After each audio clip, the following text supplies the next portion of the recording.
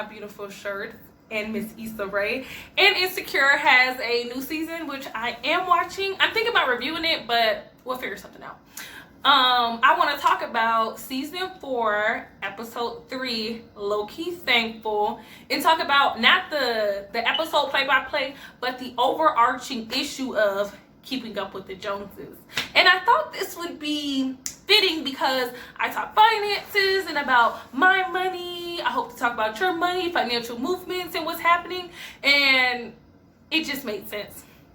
So in particular, in this episode, Lawrence was driving with his friend, and he was talking about how he's in a relationship with this young woman named Condola, and he was talking to his friend about how Condola doesn't care about appearances. You know, she likes him for him, and his friend was really giving him bad advice, but this is how the topic came up, that, you know, he just bought a Range Rover. He was a real estate agent. He hadn't sold any houses in the last few months, but he just bought a Range and new clothes. And Lawrence asked him, like, why you buying all that? You can't afford that. He's like, I'm trying to keep up with the Joneses. So then we talk about the overarching issue, like, should you keep up with the Joneses?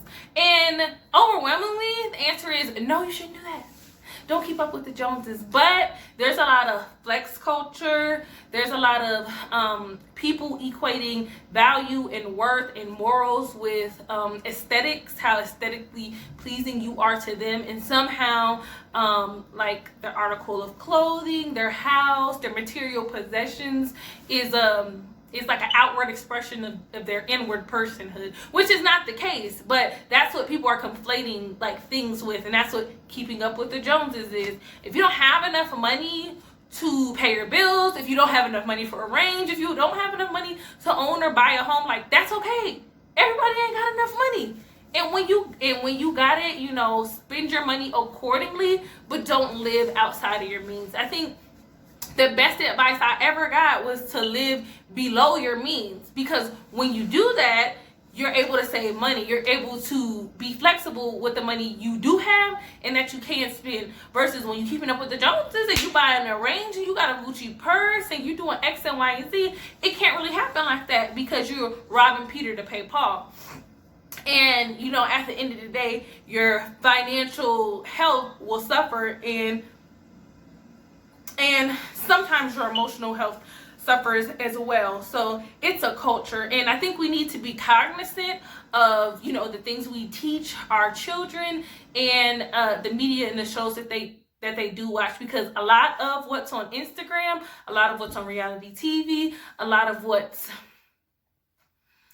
popular and what's really appealing to younger, impressionable people, and even older people are wrapped up in materialistic things and watches and aesthetics and things that don't outwardly express your characters, your morals, who you are as a person and what you value, and the values that you do have. And I think that's missing a lot of the times because it's in a nice, pretty package. It looks good. It feels good. It's pleasing to the eye, when, you know, at the end of the day, a person can look great and have all that they want to have and still be very, very, very unhappy. Can have a horrible relationship with their partner, their spouse, their children, and not have or leave a legacy. So I think we need to be more responsible about the messages and the images that we do put out there. Hey, I'm not no saint. I went out and bought stuff that I wasn't supposed to, okay? Like, I'll do a story time about that. Like, I had a video, like, the dumbest things I bought in my 20s, and it'll be somewhere around here, but, you know, we got to do better, because at the end of the day, is it going to help you or is it going to hurt you? And that's, like, the real issue that I have, because when you flex and you don't have it, I mean, even flexing is kind of like, you know, when people say be humble, it's kind of like boastful. But I mean, if you do have it, you're more than, you know what I'm saying? Do what you want to do, flex. But if you don't have it and then you flexing and you making other people think you do have it, it's like a cyclical cycle, because impressionable small children, they don't know. They don't know. I remember 50 Cent, he said when he was rapping about drugs and everything, like, kids like actually thinks he does drugs and he doesn't. he had a mom who was like strung out on cocaine, and he said he saw what drugs did to his mom, so he never did that again. And he was like really into fitness, and then he partnered with Vitamin Water. 50 Cent is a really good businessman. I mean, he's a troll, but a businessman too. So it's an issue because everybody wants to keep up with the Joneses, and sometimes you ain't got it. Okay, it's okay not to have it. I ain't got it. It's okay.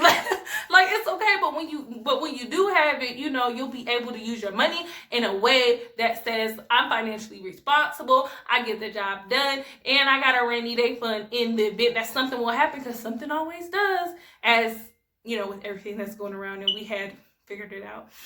So yeah, that was just my little rant about keeping up with the Joneses, and you know, about overarching issues and messages in the media, and to see about, you know, what we can do to help it, and what y'all think about this flex culture and the general overall keeping up with the Joneses. So y'all, let me know what y'all think. If you haven't, check my channel out. I got some financial videos about me getting in and out of debt, because I told you I was stupid, and stuff like that. So YouTube will, what will they do? YouTube will recommend some videos right here or somewhere, I'm not sure. If you want to follow me, you can click on my cute little face. All right, guys, see you later. Peace.